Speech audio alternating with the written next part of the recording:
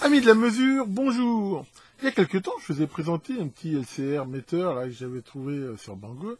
Et suite à ça, des internautes m'ont dit aussi qu'il existait un modèle de la société DREE là, qui était aussi a priori très très bien. Et donc j'ai été voir, et c'est vrai que je l'ai trouvé plutôt sympa. Je me suis dit, bon bah tiens, ça sera mon cadeau de Noël, je vais me commander ça. Et donc je l'ai commandé, je l'ai reçu, et j'ai vu aussi que, comme je vous le montrais, il y avait une possibilité de le connecter à un PC, que je n'avais pas pris cette option, et je me suis dit, bon, c'est peut-être un petit peu dommage. Et en même temps, en cherchant un peu sur le net, j'ai trouvé un Russe qui avait réussi, lui, à bricoler un adaptateur pour pouvoir utiliser cet appareil sur un PC. Du russe, moi je parle pas russe, mais avec Google Trad on s'en sort. En même temps, il donne un lien pour télécharger le soft qui va avec. Et ça m'a bien sûr inspiré et donné envie de faire la même chose. Alors par contre, j'ai pas réussi à faire exactement ce qu'il a fait lui, comme on va le voir. Mais bon, j'ai fait ça à la sauce sirop, et l'important c'est que le résultat est là. Alors, regardons ça ensemble. Donc voici ce magnifique LCR metteur, hein, le DE5000 là, de DRE. Alors c'est vrai que c'est un super appareil, hein, j'ai pu déjà jouer avec. Enfin bon, je vous le présenterai dans une autre vidéo. Mais ici, ce qui est intéressant, c'est qu'il offre la possibilité, comme on voit grâce à cette touche ici, d'envoyer des données vers un PC. Et ceci grâce à un adaptateur qui se met ici derrière. Hein. Donc quand c'est livré, voilà, il y a cette mousse ici de protection, mais si on l'enlève, on voit ici qu'il y a cette possibilité d'avoir un couplage optique. Donc le fait d'utiliser un couplage optique, hein, c'est quelque chose qui est très souvent fait sur ce genre d'appareil, c'est une excellente solution. Ça évite bien sûr tout problème de bouclage de masse, d'isolement et autres, vu que la transmission est purement lumineuse. En même temps, si on regarde bien, c'est monodirectionnel. C'est-à-dire que l'appareil ne reçoit pas d'ordre du PC, il se contente d'en envoyer. Donc en gros, qu'est-ce qui se passe? C'est que quand on active ici, grâce à cette touche PC, il envoie des données. Et bon, en gros, il envoie tout ce qu'il mesure via un protocole série ici, donc au PC. Alors, si on en croit, c'est de la vidéo ici de notre ami russe. Ici, il n'y a pas de modulation particulière. En fait, c'est directement le signal série qui illumine ici la LED.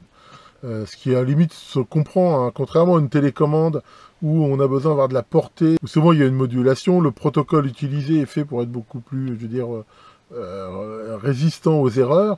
Ici, dans la mesure où on va coller ici un phototransistor directement dessus, a priori quand même, je veux dire, voilà, et il n'y aura pas ici de parasite. Donc voilà, hein, donc moi j'ai pas pris cet adaptateur là, d'abord parce que dans l'offre qu'il y avait, je vais être franc, je n'ai même pas fait gaffe. Et puis en même temps, c'est vrai que ça coûte quand même un petit peu plus cher. Et comme on va le voir, c'est assez facile de le faire. Donc là, l'idée, bien sûr, c'est d'utiliser ce qu'on appelle, on appelle ça des FTDI à cause du nom du circuit là. En gros, c'est des petits convertisseurs d'un protocole série vers un protocole USB, mais qui sont vus ensuite par l'ordinateur comme un port COM ici série.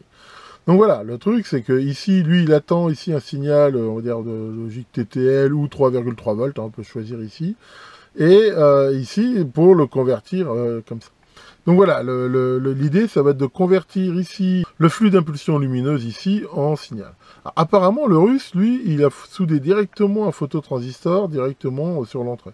Comme ça, je veux dire, j'ai quand même des doutes que ça marche bien. J'ai essayé pour voir, et bon, moi, j'ai pas réussi à le faire fonctionner. Et déjà, à mon avis, il faudrait au moins rajouter un pull-up, mais je veux dire, ça va quand même faire des déclenchements qui sont pas très francs. Donc là, je me suis dit, il faut quand même essayer de mettre une interface qui soit meilleure et que je trouve aussi, bien sûr, une petite solution pour pouvoir mettre ici le capteur. Alors, voyons déjà le schéma que j'ai mis au point pour faire ça. Voilà, donc suite à ça, j'ai fait vite fait sur gaz CP0095. Vraiment un truc très classique d'adaptation en fait d'un signal d'un phototransistor vers un signal logique TTL. Sachant qu'ici j'ai voulu faire quelque chose d'un petit peu universel, hein, qui marche avec un grand nombre de phototransistors. Donc l'idée c'est que le phototransistor arrive ici et on règle en fait ici ça charge grâce à cet ajustable ici, à cette résistance. Alors j'ai pris ici une valeur très grande de 100K qui permet vraiment une plage de réglage immense. Bon, même peut-être à mon avis beaucoup trop grand, mais enfin bon, à la limite comme ça on va dire on est tranquille. Alors j'ai bien sûr mis quand même une résistance talon pour que quand on arrive à fond évidemment ça ne court-circuite pas. Mais ça devrait suffire simplement pour ne pas cramer ici aucun phototransistor. Donc ici, voilà l'étage ici d'entrée. Alors j'ai mis bien sûr ici comme ce filtre là pour être sûr quand même d'avoir une tension d'alimentation la plus clean possible. Et ensuite, ben, voilà, j'ai utilisé des portes Trigger de Schmitt, je vous ai déjà souvent présenté, qui vont apporter une très grande immunité au bruit. Je me suis posé la question de savoir si je rajoutais en plus un filtre ici, mais vraiment c'est pas utile. Je veux dire, l'hystérésis ici est suffisant pour vraiment faire des déclenchements vraiment très francs. Derrière, ben, j'ai mis ici cette porte là qui permet de voir éventuellement donc si le phototransistor est commuté. Donc ça alimente ici cette LED rouge. Ça permet, comme on va le voir très visuellement, de voir qu'il y a des datas qui passent. Et ici, bah, moi j'ai mis ici, je veux dire, enfin, j'avais 6 portes, autant les utiliser. Ces portes ici en buffer de sortie, sachant que ne connaissant pas la polarité, j'ai mis éventuellement, de toute façon ça coûtait pas grand chose, ici un choix. Bon, sachant que le fait que ça soit cette polarité-là a quand même peu de chances d'arriver, dans le sens où ça c'est bizarre que ça soit actif, phototransistor allumé. Mais enfin bon, à la limite on ne sait pas non plus ce qu'il y a ici derrière. Donc là ça permet ici de choisir avec un jumper. Et les 2 portes non utilisées, j'ai mis les entrées à la masse. C'est toujours conseillé de ne pas les laisser en l'air. J'ai aussi rajouté évidemment un découplage ici du circuit intégré et cette LED qui permet de vérifier que le bignou est bien alimenté. Donc voilà, alors, comme on le voit, c'est un système vraiment hyper simple. Et le réglage va consister, en fait, une fois qu'on a mis ici le photocoupleur devant l'émetteur du transmetteur, régler ici. L'idée, c'est de le régler jusqu'à temps que ça s'allume pas et de mettre voilà, quelques tours ici pour avoir un allumage franc, sachant que, comme je vais vous le montrer, si en plus on a la chance d'avoir un oscilloscope, l'idée est d'avoir des impulsions qui sont bien franches et qui varient pas tellement en fait quand on change le réglage ici. Normalement, les impulsions doivent quasiment pas varier. Si elles varient beaucoup, c'est qu'il y a du bruit ou quelque chose qui est pas très bon. Attention, en faisant le montage de la vidéo, là, je m'aperçois que j'ai oublié de préciser quelque chose d'important. Comme vous pouvez le voir, j'ai utilisé un 74 LS14. Je pense que ça marcherait aussi avec un bon vieux 7414 normal. Méfiez-vous si vous utilisez un 74 HC14 ou en gros tous ceux qui ont des impédances d'entrée beaucoup plus élevées. Je suis pas sûr que ça marche aussi bien. Ou alors faudrait à mon avis mettre une résistance en parallèle sur l'entrée pour diminuer un petit peu l'impédance d'entrée. Donc méfiez-vous un petit peu. Ici, je vous conseille vraiment d'utiliser plutôt un LS si vous avez. Mais sinon, faites attention à ça. Je pense que ça, je suis pas sûr que ça marche bien. Bon, je n'ai pas essayé à vrai dire, mais à vue de nez comme ça, je pense qu'il faut y faire attention. Alors, voilà ici la fabrication du schéma. Donc, comme on peut le voir, j'ai fait ici une petite platine d'expérimentation dans laquelle on retrouve les composants que j'ai mis sur le schéma. Et je me suis arrangé, bien sûr, que ça vienne directement se mettre ici avec le FTDI. Voilà, comme ça se met ici en série. Bon, alors bien sûr, quand je l'utilise, je vais pas utiliser ça tous les jours. Je vais peut-être pas faire un boîtier, mais je mettrai ça ici dans un truc en carton, quelque chose pour pas que ça risque de faire des courts-circuits. L'avantage, c'est que le FTDI, en même temps, voilà, je peux le réutiliser ici pour autre chose.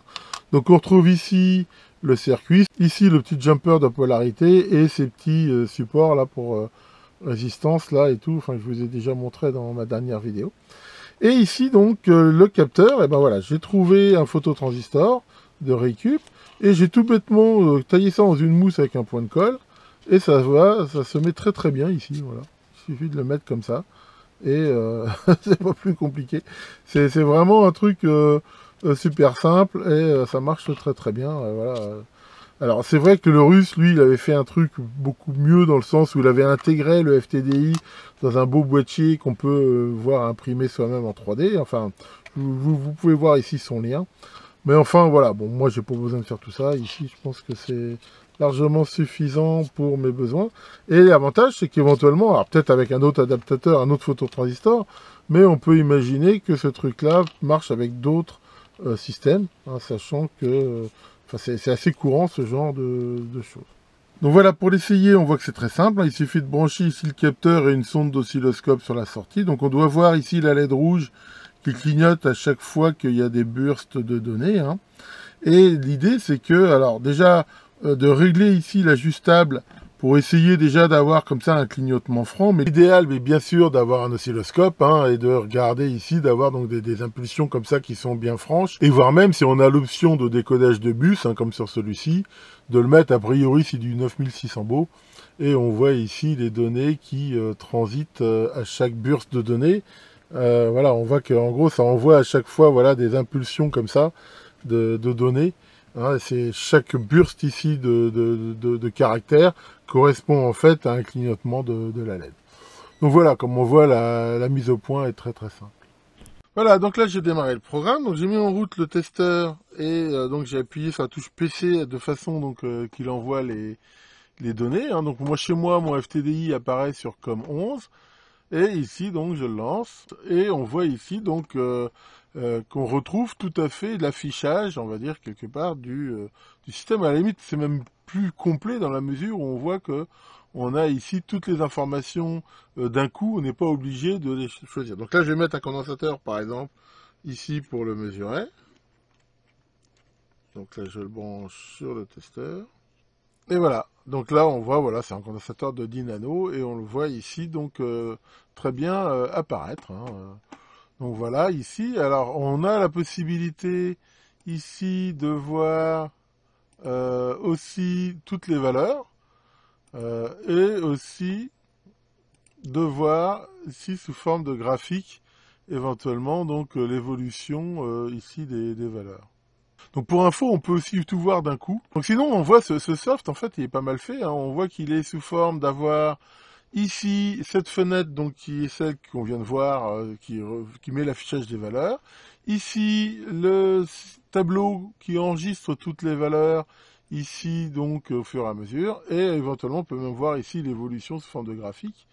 Maintenant, on peut choisir, voilà, en fait, d'afficher tout ce qu'on veut à cet endroit. Alors, ce qui est intéressant ici, c'est que on voit ici qu'il mesure toutes les secondes, mais je peux le faire ici manuellement.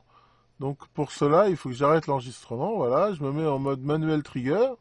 Et en mode manuel trigger, il le fait donc simplement sur F12. Voilà, et puis un bip à chaque fois. Alors l'intérêt de faire ça, c'est justement ce qu'il n'y avait pas sur le soft que je vous ai montré l'autre fois, c'est que si on veut tester différents échantillons, on peut mettre ici le composant, appuyer sur F12, en mettre un autre, appuyer sur F12, ce qui va permettre ici de garder toutes les valeurs facilement, et après ça on peut l'exporter dans Excel, dans tout ce qu'on veut, quoi. Donc vraiment, ça c'est un soft qui vraiment complète bien cet appareil, et comme on voit, faire l'adaptateur soi-même, c'est pas très compliqué, et ça permet quand même de faire des économies. Bon, voilà pour ça. Bon allez, je me dépêche, que là, on doit aller manger chez des amis, et je suis à la bourre, et je crois que bientôt ma femme va venir me dire, qu'est-ce que tu fous, magne-toi. Donc, j'aimerais bien me lancer le plot de la vidéo. Alors, je me dépêche. Et toi, Maurice, qu'est-ce qui t'arrive? On est dimanche et ça te fait chier lundi d'aller bosser. Qu'est-ce que tu veux? Tiens, j'ai peut-être une solution pour toi. Regarde, si tu joues au loto, t'as une chance sur 14 millions de pas être obligé d'aller bosser demain. Et si tu prends une gastro, t'as une chance sur 2. Je choisis quoi? Bon allez, je me dépêche, que le grand cloc veille sur vos horloges et à très bientôt pour de nouvelles vidéos.